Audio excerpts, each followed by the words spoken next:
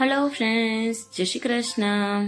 આજે આપણે બનાવશું કાળઝાળ ગરમીમાં શરીરને ઠંડક આપે એવો ઠંડો ઠંડો શેરડીનો રસ. તો ચાલો આપણે બનાવીએ.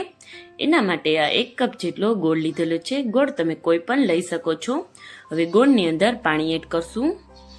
1 કપ ગોળ લીધો છે એટલે મેં 1 કપ જેટલું પાણી નાખું છું અને સાથે સાથે ગોળનું પણ પાણી થવાનું છે. હવે આપણે આને થોડી વાર ગોળને ઓગળવા દેશું. તમે જોઈ શકો છો ગોળ ઘણો ખરો ઓગળી ગયો છે અને જે હવે કાકરી રહી છે એ પણ ઓગળી જશે.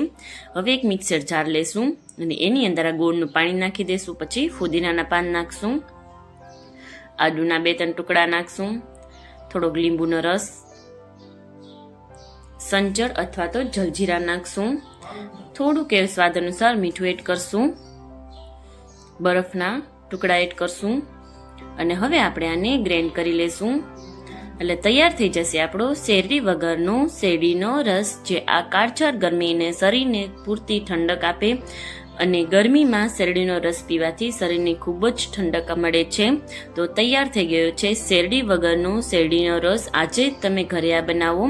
નાનાથી લઈને મોટા લોકોને બધાને પસંદ આવશે આ શેરડીનો રસ. જો તમને મારી રેસીપી પસંદ આવતી હોય તો મારી ચેનલને લાઈક કરજો, શેર કરજો, સબસ્ક્રાઈબ કરજો અને બેલ આઇકન દબાવવાનું ના ભૂલતા, કે જેથી કરીને નવા વિડીયો નોટિફિકેશન તમને મળતી રહે. અને તમે મને કમેન્ટ કરીને જણાવો કે તમને આ રેસીપી કેવી લાગી અને તમે ઘરે આ જરૂરથી ટ્રાય કરજો. બાય બાય ફ્રેન્ડ્સ, મળીએ આપણે એક નવા વિડીયો.